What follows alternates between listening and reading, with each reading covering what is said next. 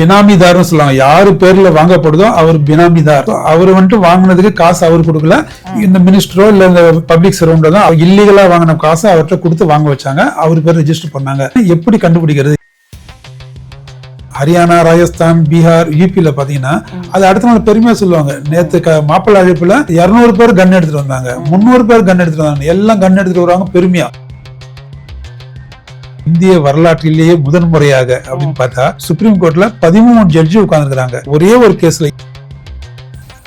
Medical shop போய் பார்க்கும்போது பாத்தீங்கன்னா டாக்டர் ஒன்னு பிரெஸ்கிரைப் பண்ணிருப்பாரு, மெடிக்கல் ஷாப்ல ஓப்பனா கேட்பாங்க,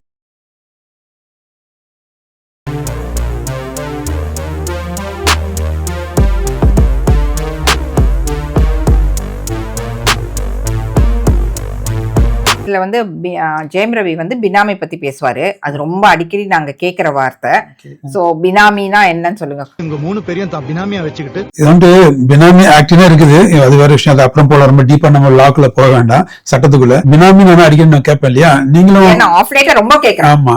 சோ இது வந்து பொலிட்டிக்கல் சர்க்கிள் ரொம்பவே இருக்கு, அதனாலதான் அப்படி. நீங்க 3 பேரும் என் பினாமின்னு நேத்து வரைக்கும் பெருமாள் தம்பி கூட தெரியாது. உங்களுக்கு ஹிந்தி நல்லா தெரியும் கேக்குறேன். உங்களுக்கு சொல்லுங்க, பினாமினா என்ன அர்த்தம் சொல்லுங்க.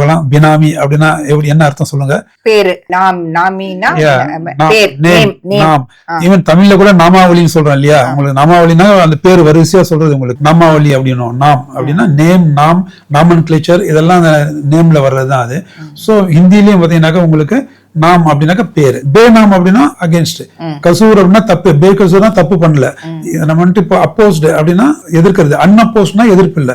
இங்கிலீஷ்ல எப்படி அன்னு போட்டா ஆப்போசிட்டா மாறிடுது, அந்த மாதிரி ஹிந்தியில எந்த ஒரு வேர்டுக்கு முன்னாடி பே போட்டோம்னா அது ஆப்போசிட். சோ நாமுங்கிறது பேரு, பே நாமி அப்படின்னா வித்தவுட் நேம். சோ இந்த பினாமி அப்படின்னு சொல்றதெல்லாம் பேர் இல்லாம இருக்கிறவங்க, பேர் இல்லாத சென்ஸ் ஃபால்ஸ் பேரா கூட இருக்கலாம் ஒரு பேச்சுக்கு. அதாவது ஒரு அமைச்சரோ யாரோ ஒரு அரசியல்வாதியோ ஊழல் செஞ்சு இந்த பணத்தை சேர்த்துனாங்கன்னா, இல்ல ஒரு கவர்மெண்ட்ல ஒர்க் பண்ற ஹை பொசிஷன்ல இருக்கிற ஒரு ஆபீசர், ஒரிஜினல் ஓனர் அவங்க இல்ல, பெனிஃபிஷியல் ஓனர் வந்துட்டு இவரா தான் இருப்பாரு. அதனாலதான் அதுக்கு பேரு பினாமி. சித்தார்த்தோட பினாமிங்க மூலமா 1300 கோடி இங்க இருந்து உங்க நாட்டுக்கு டிரான்ஸ்ஃபர் ஆக போகுது. சோ அப்படி இருக்கும்போது எப்படி எப்படி கண்டுபிடிக்க முடியும்? என்னது புரியல நீ கேக்குறது? தட் இஸ் அவரோட ப்ராப்பர்ட்டி தான், இவரோட ப்ராப்பர்ட்டி தான் அப்படின்னு சொல்லிட்டு எப்படி கண்டுபிடிக்க முடியும்? சோ இந்த பினாமிதார்னு சொல்லுவாங்க. யாரு பேர்ல வாங்கப்படுதோ அவர் பினாமிதார் அப்படின்னுவாங்க. ஆக்ட்ல அப்படிதான் போட்டிருக்கு. சோ அவர் வந்துட்டு வாங்கினதுக்கு காசு அவர் கொடுக்கல, இந்த மினிஸ்டரோ இல்ல இந்த பப்ளிக் சர்வெண்டோ தான் அவங்க காசை இல்லீகலா வாங்கின காசை அவர்கிட்ட கொடுத்து வாங்க வச்சாங்க. அவர் பேர் ரெஜிஸ்டர் பண்ணாங்க. அப்படின்னா எப்படி கண்டுபிடிக்கிறது, எப்படி எவிடன்ஸ்ல கொண்டாடுறது, லிங்க் பண்றது அப்படின்னு தான் ரொம்ப பேர் கேள்வி இருக்கும். அதுவும் ரொம்ப சிம்பிள். யார் வாங்குறாங்களோ பொதுவாக அவங்க வந்துட்டு அந்த அளவுக்கு ஒரு ரொம்ப ஒரு ஹைஃபை ஃபேமிலியில இருக்க மாட்டாங்க. அவங்களுக்கு அந்த ரிசோர்சஸ் மெயினா இருக்காது. சோ அவங்க ஒரு இடத்துல இப்போ ஒரு அண்ணா நகர்ல ஒரு அபார்ட்மெண்ட் வாங்கியிருக்கிறாரு ஒருத்தர். எல்லாத்துக்கும் நம்ம தெரிஞ்ச விஷயம் வாங்கியிருக்காருன்னா அவர் போய் கேட்டு இந்த காசு உனக்கு எங்க இருந்து வந்ததுன்னா, அவர் எங்கேயும் நல்ல ஒரு பெரிய ஒரு ஹை பொசிஷன்ல எங்கேயும் ஒர்க் பண்ணிருக்க மாட்டாரு, இல்ல அவருக்கு இன்கம் இருந்திருக்காரு, நல்ல ஒரு பெரிய ரிச் ஃபேமிலில இருந்து வந்திருக்க மாட்டாரு, ஒரு ஆர்டினரி மேன். ஆனா ஒரு அண்ணா நகர்ல பிளாட் வாங்கியிருப்பாரு. இல்ல வேற எங்கேயாவது உங்களுக்கு இந்த OMR ECRல உங்களுக்கு இம்மூவல் ப்ராப்பர்ட்டி லேண்ட் வாங்கியிருப்பாரு. அவரை போய் கேட்கும்போது வந்திருக்குது, எங்க இருந்து காசு வந்து காட்டுனா அந்த சோர்ஸ்ன்னு சொல்லுவாங்க. அந்த சோர்ஸ் காட்டுனா அவரால் சோர்ஸ் காட்ட முடியாது. காட்டும் போது ஒரு வழி இல்லாம அவரு சொல்லிதான் ஆகணும், வேற வழியே கிடையாது. இல்ல அவருக்கு அந்த பணம் வாங்கும்போது எங்க இருந்து வந்ததுன்னா ஏதோ ஒரு சேனல்ல வந்திருக்கும். அது யூஸ்வலா பேங்க் மூலம் வந்ததுனாக்கா பின்னாடி ரிவர்ஸ்ல போகும்போது அது கனெக்ட் ஆயிருக்கும். நம்ம இந்த பப்ளிக் சர்வெண்டோ இல்ல அந்த மினிஸ்டரோ MLA MP யாரோ ஒருத்தங்க இல்லீகலா வாங்கின பணத்தை தான் அவருக்கு இங்க அனுப்பிச்சிருப்பாங்க, இவர் பேர்ல வாங்கியிருப்பாரு. சோ அப்படிதான் அதை கனெக்ட் பண்ண முடியும். சில சமயம் வந்து தெரியாம போயிடுச்சுன்னா அந்த பினாமி அது நிறைய கதை. ஆமா, இந்த கதை எக்கச்சக்கமா நடக்கும். அதாவது உங்களுக்கு பினாமியில் வந்துட்டு அவர் பேர் நம்பிக்கையா வாங்கி கொடுத்துருவாங்க, அவரும் நம்பிக்கையா இருப்பாரு, அது சந்தேகம் கிடையாது. அவரும் வந்துட்டு நம்ம எஜமான நம்ம பேர்ல வாங்கி கொடுத்துருக்காரு, நம்ம விசுவாசமா இருக்கணும்னு சொல்லி விசுவாசமா இருப்பாங்க. அவர் எஜமான் திடீர்னு பார்த்து அவங்களுக்கு மண்டே போட்டாருன்னு வச்சுங்க, அதுக்கப்புறம் எஜமானுக்கு அடுத்தது யாரும் அவங்க வீட்டுல பெருசா யாரும் இல்ல அவங்க ஒய்ஃப் எல்லாம் வந்துட்டு அந்த அளவுக்கு ஒரு ரொம்ப உஷாரான பார்ட்டி இல்லைன்னா அவரு கொடுத்தது மேபி ஒய்ஃபோட சொல்லாம கூட இருந்திருக்கலாம்.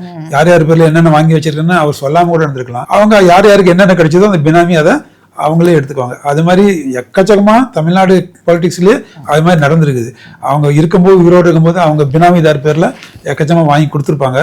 அவங்க திடீர்னு ஏதோ ஒரு இதுல அவங்க வந்துட்டு இறந்து போகும் பட்சத்துல அதுக்கப்புறம் யார் யார் பேர்ல இருந்ததோ அதை அவங்களே அதை கபலீகரம் பண்ணிட்டு போயிடுவாங்க. நீங்க ஒண்ணுமே பண்ண முடியாது, ஏன்னா already it is under name. அவங்க பேர்ல ஏற்கனவே டாக்குமெண்டட் இருக்கும்போது யாருமே nobody can do anything. சரிங்களா? அது கூட பிறந்த பசங்களோ அவங்க ஒய்ஃபோ கூட போய் கேட்க முடியாது. கேட்டா என்ன கேட்டா இறந்தவர் நம்ம அவர் பேரை டேமேஜ் பண்ற மாதிரி ஆயிடும். இல்ல எங்க வீட்டுக்காரர் தான் வந்துட்டு பினாமி பேர்ல வாங்கி கொடுத்தாரு, எங்க வீட்டுக்காரர் சம்பாதிச்ச காசுன்னு அவங்க ஒய்ஃபோ இல்ல குழந்தைங்களோட கேட்க முடியாது. அவங்க வந்துட்டு கேட்டாங்கன்னாக்கா அவர் இறந்து போனவர பேரை இவங்களே கெடுத்துட்ட மாதிரி ஆயிடும். ஸோ அவங்களும் வேற வழி, திருடனுக்கு தேல் கொட்டுன்னு சொல்லுவாங்க இல்லையா, அது மாதிரி அவங்க வீட்டுல இருக்கவங்களும் அமைதி ஆயிடுவாங்க.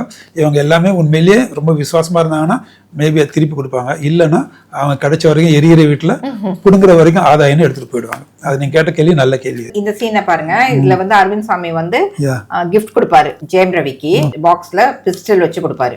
எதுக்கு பிஸ்டல் கொடுக்குறாரு அவரு? இது எந்த சீன் அப்படின்னாக்க, அது ட்ரைனிங் முடிஞ்சிட்ட பிறகு போலீஸ்ல பொறுத்த வரைக்கும் ட்ரைனிங் முடிஞ்சிட்ட பிறகு அந்த ட்ரைனிங்ல வந்துட்டு டிஃப்ரெண்ட் சப்ஜெக்ட், இப்போ எப்படி நம்ம ஸ்கூல்லயோ காலேஜ்லயோ பார்த்தீங்கன்னா 5-6 சப்ஜெக்ட் இருக்குது இல்லையா. ஒரு 10th படிக்கிறனாக்க ஹிஸ்டரி, ஜியாகிரபி, சயின்ஸ், மேத்ஸ் எல்லாம் இருக்கிற மாதிரி ஈவன் போலீஸ் ட்ரைனிங்ல டிஃப்ரெண்ட் சப்ஜெக்ட்ஸ். அதுல எல்லாம் அவுட்டோர் இன்டோர், ஏன்னா மேபி ஃபீல்ட் டியூட்டி போலீஸ் பண்ணுவோம், அதனால இன்டோர் அவுட்டோர் 2 இருக்கும். ஸோ அவுட்டோர்ல பாத்தீங்கன்னா உங்களுக்கு ஹார்ஸ் ரைடிங், ஸ்விம்மிங், உங்களுக்கு வெப்பன் டாக்டிக்ஸ் சொல்லுவாங்க, ரோப் கிளைம்பிங், ஆமா வெப்பன் டாக்டிக்ஸ், ரோப் கிளைம்பிங், உங்களுக்கு அது இல்லாம ஷூட்டிங், இது எல்லாமே தனியா ஒரு ட்ரில்லு, இதெல்லாம் அவுட்டோர் வரும். அது எல்லாமே இன்டோர் சொல்லும் போது உங்களுக்கு லா பத்தி சப்ஜெக்ட், ஐபிசி, சிஆர்பிசி, அது மாதிரி டிஃப்ரெண்ட் ஆக்ட்ஸ், ரூல்ஸ், அது ஈவன் எட்டிக்வேட்ஸ் அண்ட் மேனர்ஸ். ஆஃபீஸர்ஸ் வந்துட்டு எட்டிக்வேட் மேனர்ஸ், எப்படி டை கட்டணும், எப்படி ஷூ போடணும், எப்படி டைனிங் டேபிள் உட்காந்து சாப்பிடணும், அதுக்கெல்லாம் ஒரு சப்ஜெக்ட் இருக்குது. அதுக்கு எக்ஸாம் இருக்கு, கேள்வி கேட்பாங்க, அது நீங்க பதில் சொல்லணும். அந்த மாதிரிலாம் இருக்கு. அதுல வந்துட்டு எல்லாம் சேர்த்து எல்லாத்துலயுமே ஓவராலா நல்லா ஸ்கோர் பண்ணி யாருக்கு டாப் ஸ்கோர் வருதோ அவங்க வந்துட்டு பெஸ்ட் கேடட் அப்படின்னு சொல்லுவாங்க, பெஸ்ட் ட்ரைனிங் சொல்லுவாங்க, இல்லாட்டி பெஸ்ட் கேடட் சொல்லுவாங்க. ஸோ அது வந்துட்டு இந்த இதுல வந்துட்டு ஜெயம் ரவிக்கு கொடுக்குறாங்க. அவர் வந்துட்டு பெஸ்ட் ட்ரைனிங் அப்படின்னு சொல்லி கொடுக்குறாங்க. பெஸ்ட் ட்ரைனிங் கொடுக்கும்போது அந்த ட்ரைனிங் சென்டர் இவர் வந்துட்டு அரவிந்த் சாமி, அவர் வந்து ஒரு வெல் நோன் சயின்டிஸ்டா அறியப்படுறவர். அவர் ஒரு பெரிய இதா இருக்கிறனால இதை பொறுத்தவரைக்கும் எனக்கு தெரிஞ்சு அவர் பத்மஸ்ரீ அவார்டு கொடுத்துருப்பாங்க, இஃப் ஐம் நாட் மிஸ்டேக்கன். அவர் வந்து ஏற்கனவே பத்மஸ்ரீ ரெசிபியன்ட் அவர். அப்போ இருக்கும் பட்சத்தில் அவர் சீஃப் கெஸ்டாக கூப்பிட்டு அதில் கொடுப்பாங்க. அவர் வந்து ஃபிளாக் ஹோஸ்டிங் சல்யூட் எடுத்துட்ட பிறகு பெஸ்ட் கேடருக்கு ட்ரைனிங்ஸ்க்காக கொடுப்பாரு. அப்போ இந்த பிஸ்டல் பாக்ஸில் பாருங்க, பிஸ்டல் திறந்து வச்சு கொடுப்பாரு. சொல்லி கொடுப்பாரு Arvind Swami, Beretta pistol one of the best pistols அப்படின்னு சொல்லி கொடுப்பாரு. அந்த சீன் தான் அது. இது வந்துட்டு சீன் இதோட முடியல. நான் எதுக்கு இந்த சீனை கட்டினேன்னா, பெரட் பிஸ்டல்ங்கிறது வந்துட்டு ஆக்சுவலாக அது ஒரு இட்டாலியன் மேக். பிஸ்டல்ல பார்த்தீங்கன்னா உங்களுக்கு எத்தனையோ பிஸ்டல் இருக்குது. பாருங்க ஸ்க்ரீன்ல கட்டினதுக்கு இது என்னென்ன எழுதிருக்கு பாருங்க. வரிசையா பிஸ்டல்ல பார்த்தீங்கன்னாக்கா பெரட் பிஸ்டல் தான் இருக்கிறதுலே ஃபேமஸ்.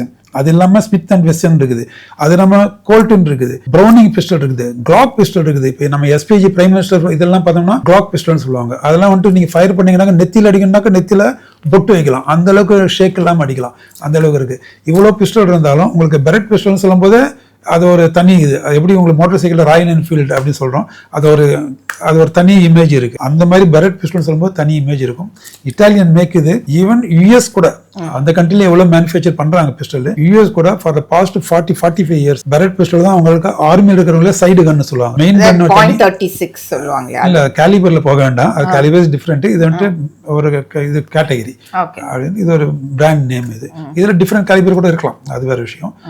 எப்படி உங்களுக்கு 4 வீலர் அப்படின்றோம், அது மாதிரி இது வந்துட்டு ஒரு 4 வீலர்ல உங்களுக்கு 800cc இருக்கலாம், 1200cc இருக்கலாம். அது மாதிரி ஒவ்வொரு பிஸ்டல்லையும் ஒரு கேலிபர் கூட இருக்கும். பெரட் பிஸ்டல் அவ்வளவு ஃபேமஸ். நான் திருப்பி ஏன் சொல்லணும்னா, இது வந்துட்டு இட்டாலியன் மேக். இருந்தாலும் அமெரிக்கன் ஆர்மியே அவங்க சைடு கன் சொல்லுவாங்க. மெயின் கன் தனியா இருக்கும், சைடு கன் தனியா இருக்கும். அந்த இதுக்கு வந்து சைடு கன்னுக்கு பெரட் பிஸ்டல் தான் அவங்க இன்னும் யூஸ் பண்ணிட்டு வராங்க. ஸோ அந்த அளவுக்கு பெரட் பிஸ்டல் வந்துட்டு அவ்வளோ ஒரு ரிலையபிள், அந்த அளவுக்கு ஒரு அருமையான ஒரு வெப்பன். அதை வந்துட்டு அதனாலதான் அரவிந்த் சாமி சொல்லி கொடுக்குறாரு, Beretta pistol one of the best pistols அப்படின்னு சொல்லி சொல்றாரு. இது பார்த்த உடனே இன்னொன்று ஞாபகம் வருது, இந்தியால எப்படி வந்து கன்ஸை வந்து ஏதாவது நார்ம்ஸ் வச்சுக்க முடியும்னா எப்படி வாங்க முடியும், எப்படி வாங்க முடியும். இது பார்த்தோம்னா இந்தியாவை பொறுத்த வரைக்கும் வந்துட்டு ஜஸ்ட் அப்படியே வந்துட்டு ஓவர் கவுண்டர் மாதிரி போயிட்டு ஜஸ்ட் காசு கொடுத்துலாம் வாங்க முடியாது. ஒரு டிபார்ட்மெண்ட் ஸ்டோர்ல போய் வாங்குற மாதிரி அது முதல்ல வந்துட்டு காஸ்ட் வேணும்னு மாத்தி வைப்பாங்க. இப்போ நான் கேட்கறேன், ஒவ்வொன்றுக்கும் காஸ்ட் வேல்யூ, ஃபேஸ் வேல்யூ இருக்குது. அது என்னன்னு சொல்லி வியூவர்ஸ்க்கு சொல்றேன். ஃபார் எக்ஸாம்பிள், இப்போ 500 ரூபி நோட் இருக்குது கரன்சி, ஒரு 500 ரூபாய் நோட்டு சிங்கிள் நோட்டு பண்றதுக்கு அதனுடைய ஃபேஸ் வேல்யூ 500 ரூபாய் கொடுத்தோம்னா 500 ரூபாய்க்கு உண்டான பொருள் வாங்கலாம். அது ஃபேஸ் வேல்யூ 500. ஆனா அது காஸ்ட் வேல்யூ எவ்வளவு இருக்குன்னு நினைக்கிறேன். அதுக்கு அதாவது காஸ்ட் வேல்யூனா அது மேனுஃபேக்சர் பண்றது, தயார் பண்றதுக்கு ரிசர்வ் பேங்க்குக்கு ஜஸ்ட் ஒரு சிங்கிள் நோட் தயார் பண்றது எவ்வளவு ஆகும்னு நினைக்கிறேன். பேப்பர் பிரிண்டிங், அந்த சில்வர் ஃபாயில் எல்லாம் சேர்த்து ஒரு 10 rupees 50 rupees வச்சுங்க, 100 rupees வச்சுங்க, 100 rupees வச்சுங்களேன்.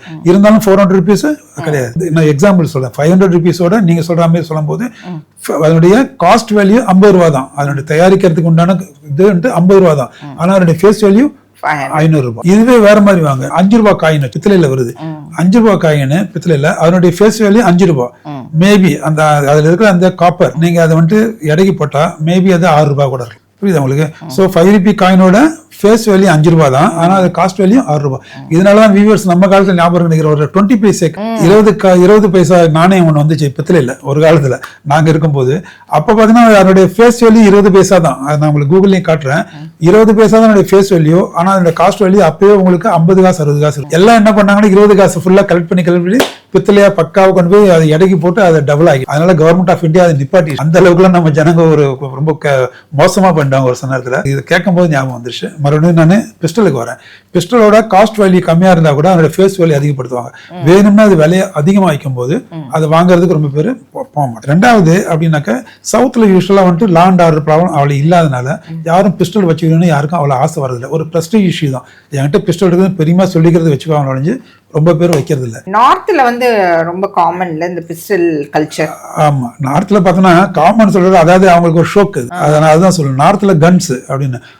வியூவர்ஸ்லாம் தெரியா எவ்வளவு பேர் தெரியும் தெரியல. நார்த்ல கல்யாண ஊர்வலம் போகுதுல, பராத்னு சொல்லுவாங்க. மாப்பிள்ளை ஊர்வலம் போகுது அப்படின்னா கல்யாணத்துல போகும்போது அந்த பராத்துல மாப்பிள்ளை ஊர்வலத்துல எத்தனை பேர் கன்ஸ் கொண்டு போனாங்கன்னு தான் அதனுடைய பெருமையா இருக்கு. ஹரியானா, ராஜஸ்தான், பீகார், யூபியில பாத்தீங்கன்னா அது அடுத்த நாள் பெருமையா சொல்லுவாங்க. நேத்து மாப்பிள்ளை அழைப்புல 200 பேர் கன் எடுத்துட்டு வந்தாங்க, 300 பேர் கன் எடுத்துட்டு வந்தாங்க. எல்லாம் கன் எடுத்துட்டு வருவாங்க பெருமையா.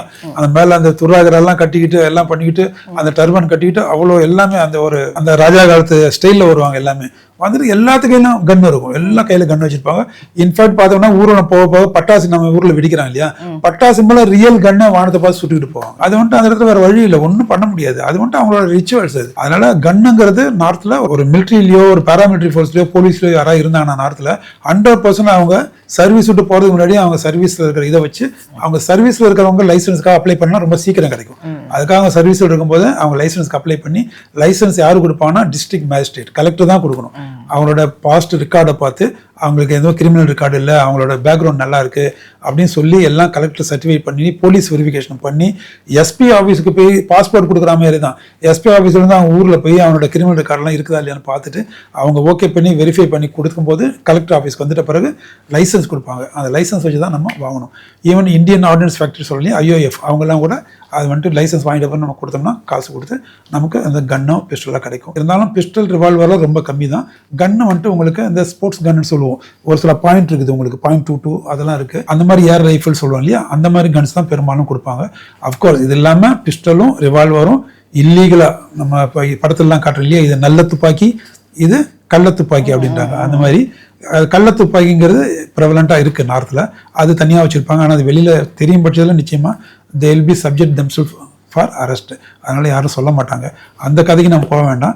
இருந்தாலும் இந்தியாவை பொறுத்த வரைக்கும் லைசன்ஸ் வாங்குறது லைசன்ஸ் வாங்குறது பெரிய விஷயம். டிஸ்ட்ரிக்ட் மேஜிஸ்ட்ரேட் கலெக்டர் பண்ணுவாரு. After getting verification from police, local district police verify பண்ணிட்ட பிறகு அவன் கிளியரன்ஸ் கொடுத்தாதான் கலெக்டர்ஸ் கொடுப்பார். கலெக்டரோட பெர்மிஷன் இல்லாமல் உங்களால சிவிலியன்ஸுக்கு ரொம்பவே ஸ்ட்ரிக்டா இருப்பாங்க. ஆர்ம்டு ஃபோர்ஸில் இருக்கிறவங்களுக்கு அவங்க லைசன்ஸ் அப்ளை பண்ணும்போது ஓரளவுக்கு கொஞ்சம் லீனியண்டா இருப்பாங்க. அவங்களுக்கு உடனே லைசன்ஸ் கிடைக்கும். அதனால தான் ஃபோர்ஸில் இருக்கிறவங்க ரொம்ப பேர் நார்த்தில் பார்த்தீங்கன்னா லைசன்ஸ் வச்சிருக்காங்க.